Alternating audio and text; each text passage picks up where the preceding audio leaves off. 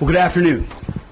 I'm honored to stand right here today alongside one of America's finest, Admiral Brad Cooper, Commander of U.S. Central Command. We just had a chance to spend a couple of hours together, better part of 2 hours, going through the entirety of this operation, Operation Epic Fury. And Admiral, I want to thank you for everything you do and your incredible leadership, for your dynamic thinking, the way you're attacking this problem set on every level.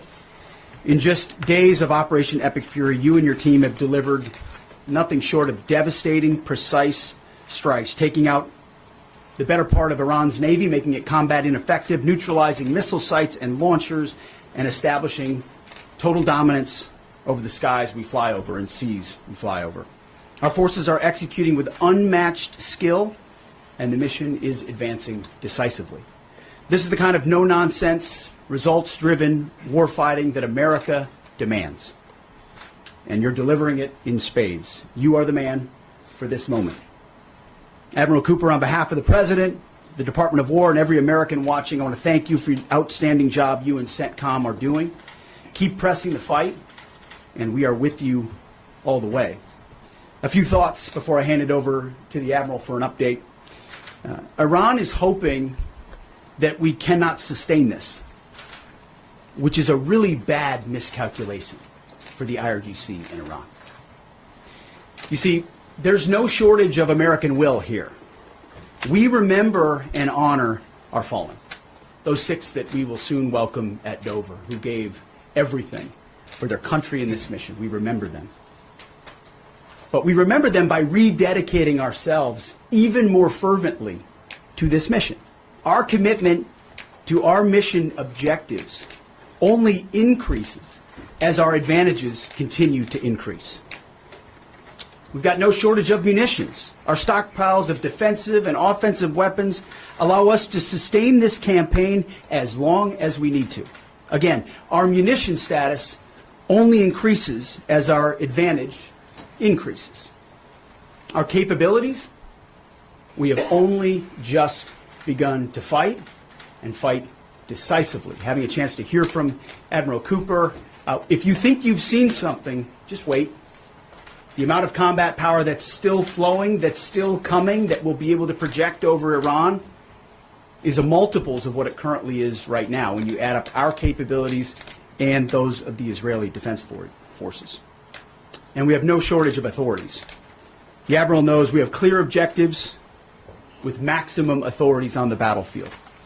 The dumb, politically correct wars of the past were the opposite of what we're doing here. They had vague objectives with restrictive, minimalist rules of engagement. No more.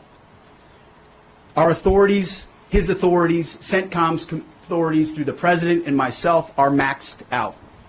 Our capabilities are overwhelming and gathering still, as are those of our Israeli partners. Our munitions are full up, and our will is ironclad, which means our timeline is ours and ours alone to control. As long as it takes to ensure the United States of America achieves these objectives, and as we flow more forces, and as we flow more capabilities, and as our munitions, as we're flying over the top, have even more devastating effects, we set the tempo, we set the timeline, led by the commander on the ground. Our ear is to the ground to listen to Admiral Cooper, what he needs, and what he needs he will get. We are built for this fight, and we are in it to win it.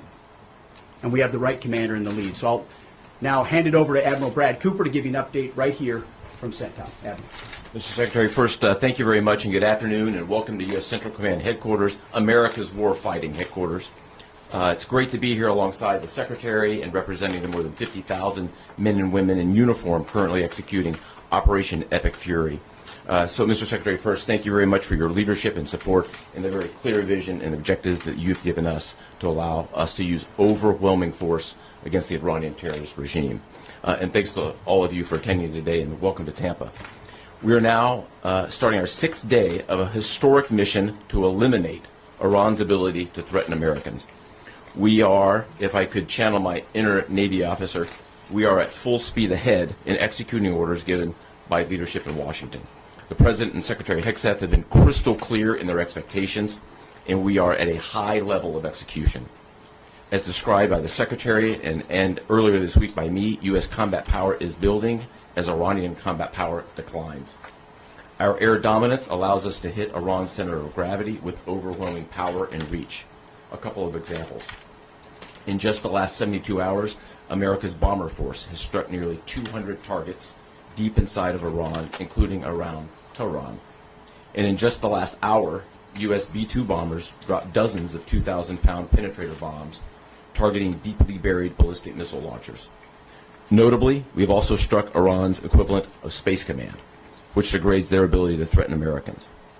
Then, if I just look back over the last 24 hours of the operation compared to where we were at its start, ballistic missile attacks have decreased by 90% since day one. Drone attacks have decreased by 83% since day one. Having said this, we remain vigilant. Our strikes against the Iranian Navy have intensified. You may have heard the President say just a little while ago that we have sunk or destroyed 24 ships. That was true at the moment. We're now up over 30 ships. And in just the last few hours, we hit an Iranian drone carrier ship, roughly the size of a World War II aircraft carrier, and as we speak, it's on fire. The President gave us another task, to raise or level Iran's ballistic missile industrial base. So we're not just hitting what they have, we're destroying their ability to rebuild. And so as we transition to the next phase of this operation, we will systemically dismantle Iran's missile production capability for the future, and that's absolutely in progress. This is going to take some time, but our forces are well supplied, as the Secretary said, and we are absolutely ready to prosecute this mission decisively. Our combined joint forces have relentlessly destroyed Iran's air defenses over the past few days, and they've continued hunting for more systems to kill. Our air defenders are operating at the very top of their game. I couldn't be prouder, shoulder to shoulder with our partners in the region in many cases, providing the most integrated air defense network in Middle East history. We are fighting to win. Through combined U.S. and Israeli combat power, we will continue decimating Iran's ability to project power outside its borders. And if I can just conclude by saying a strong salute to the brave men and women who are out on the pointy edge of this, really doing exceptional work. I just couldn't be prouder, and I know the American people share in that same pride. So thank you very much. Absolutely. And with that, we'll take a few questions. Yeah, right here. Sir, appreciate it. Admiral, I wanted to ask, or Mr. Secretary, the Ukrainian president said today that the U.S. has asked for specific capabilities to be able to shed drones, Iranian drones. And you guys talked about what you asked for, and has there been any surprises from Iranian capabilities that you guys have seen in the past 6 days? Go ahead. We're very familiar with Iranian's capabilities, and as you might imagine, we planned for it right from the outset, and I feel good about what the plan was. Like any good organization, we adjust as necessary to meet the environment, and we've made those appropriate adjustments. Absolutely. Right here. Thanks, Secretary. I had two for both of you. One, was an American pilot shot down today in Iraq? And two, I've heard reports that there's enriched uranium stored in Isfahan. I've also heard reports that there's not a lot of bombing there. Is that on purpose? Do we believe there's enriched uranium there? And would we ever send special forces to secure it? As CENTCOM pointed out, that those reports of an F-15 being shot down are false.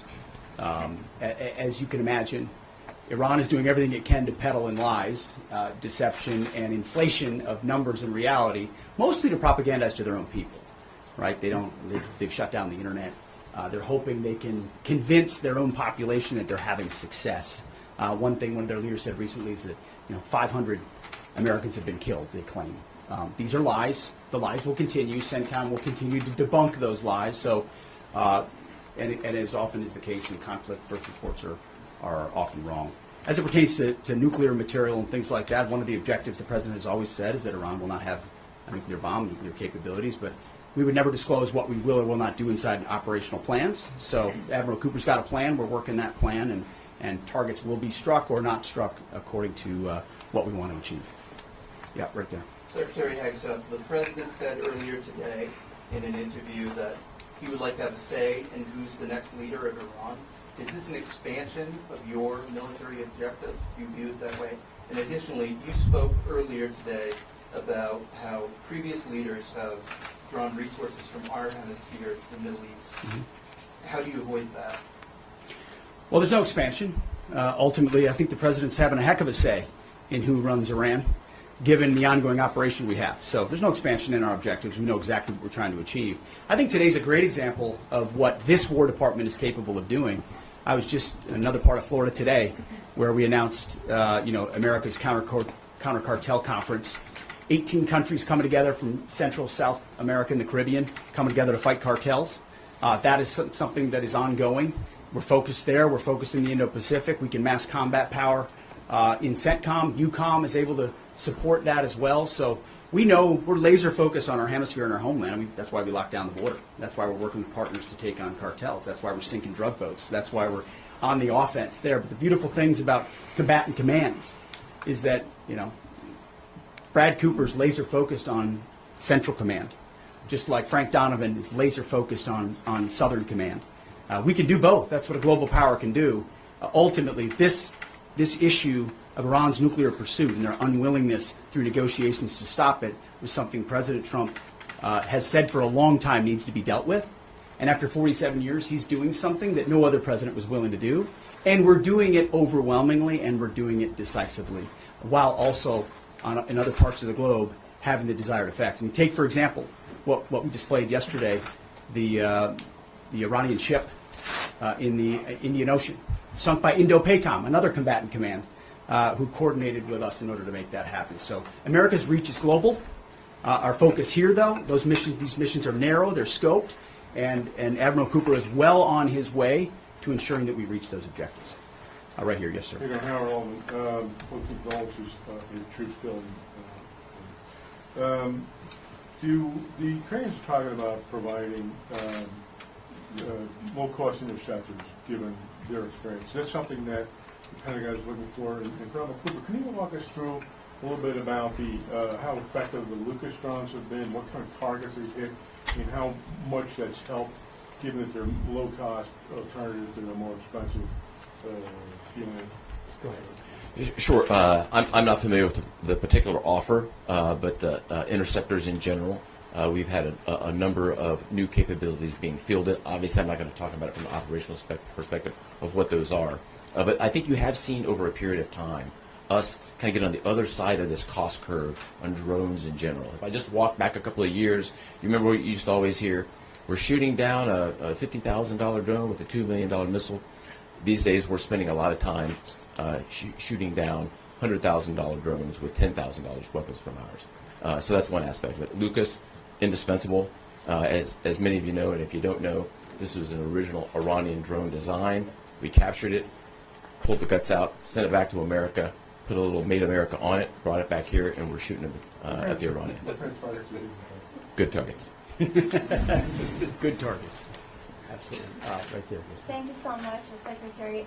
President Trump, in his first speech after the launch of the Operation Epic Fury, he addressed Iranian people and he said that there is going to be a time for you to come out, but it's not now. Stay home. It's not safe.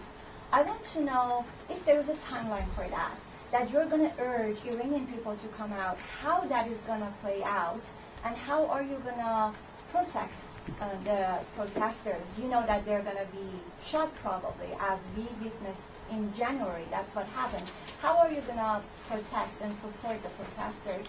And Admiral, I have one question for you.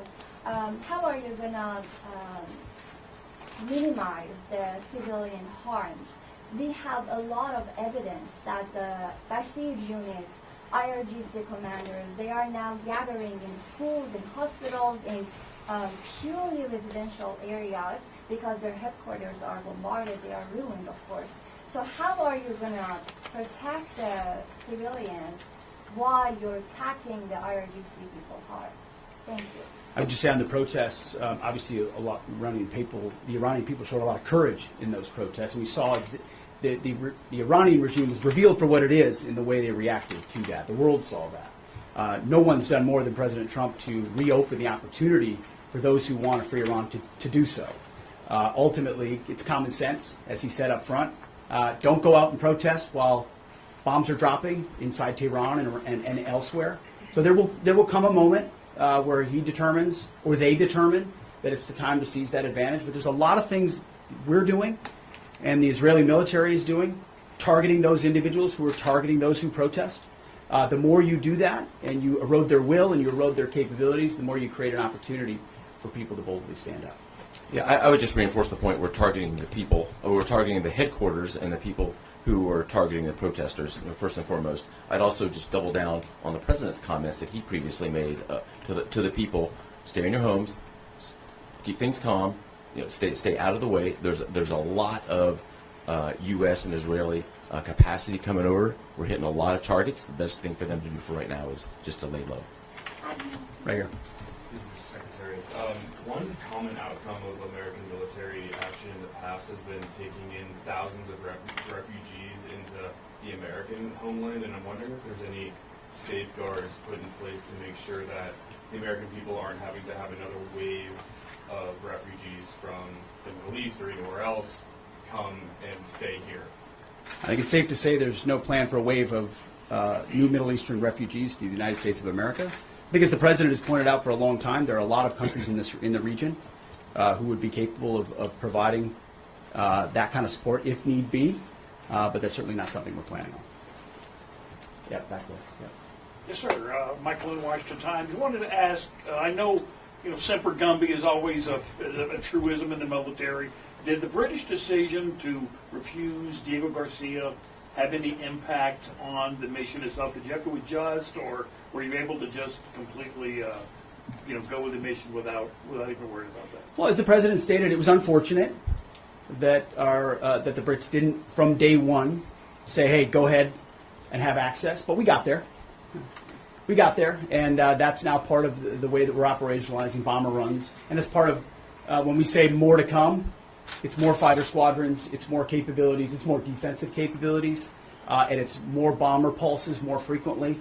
The amount of firepower over Iran and over Tehran is about to surge dramatically, and part of it is that we're going to have even more basing, and it's not just the UK. We've had other friends step up, and we're grateful for that. Maybe one more right here. Yeah, the Azeri president earlier today basically authorized his Minister of Defense to begin preparing troops for some type of retaliatory action after the airport strike. As the Department of War and CENTCOM been working on deconflicting with the Azeri if they were to move in or attempt something in retaliation? I'm sure there are plans, and I'll let the Admiral speak to that. But that does allow me to kind of address this idea that the war might be expanding, or there's chaos, and nothing could be further from the truth. If anything, what Iran is doing by targeting allied countries that would otherwise want to stay out of this, they've actually pulled them into the American orbit.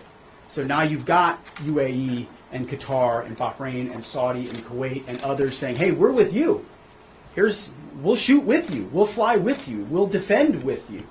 We'll allow you more basing and other a lot of which we can't talk about and won't talk about." But it's actually firming up the unity of the resistance in order to focus exactly where we need to. So this idea that it's expanding or going, no, it's actually simplifying in a number of ways exactly what we need to achieve and how we'll achieve it. I don't know if you anything I won't get ahead of policy in terms of what we might do. What I will point out is this is now the 12th country that Iran has attacked. 12 countries, and it goes right back to the Secretary's point. Those 12 countries are none too happy, and I look forward to working with all the partners who are willing to join us in this. And I would just close by saying, Mr. Secretary, one more question. What is your message to Americans who are concerned about security here at home with the change-up that we're going to see at the Department of Homeland Security? well, I think Kristi Noem did an excellent job over there securing our border and keeping us focused on threats. And the President making a change. We all serve at the pleasure of the President. I'm sure Mark Wayne Mullen will do a fantastic job. He's been a friend of mine for a long time. But Kristi did a great job setting us up for success. So I don't have any concerns about whether or not the Homeland will be covered down on. And I'll just end by saying I wish every American could get a chance to see what we see. I had a chance to go into the control room, into the Tactical Operations Center, go see these young men and women that are doing this, the dedication that they show at every level, the way they've refined their craft. Now, I'm talking to a young colonel who's iterating on how we target and how we find and fix different aspects of what the Iranians are trying to do. If they don't know what they're up against. And if they think they've got it solved for, they're wrong. and ultimately the combination of our ingenuity, the skill, the professionalism, the discipline, and then the sheer weight of the capabilities of the U.S. military, what you're going to see may look routine. It may start to be like, oh, another boat. Oh, another launcher. Oh, another drone facility. What it takes to do this with the precision that we do is world-class. No one else can do it. And it's world-class Americans, like the ones I saw here, like the ones that are coming home that we're going to greet home, that are the engine of what makes our country great. And so I'm so grateful for folks like those here at CENTCOM, at Central Command, who are under your command. Thank you for your decisive leadership. And all I'll say to you is what I say to them, keep going. Because the President and myself, we have your back. Thank you, Admiral. Appreciate it. Thanks very much. Couple more. Mr. Secretary, how is this operation going to ensure Iran never gets a nuclear weapon?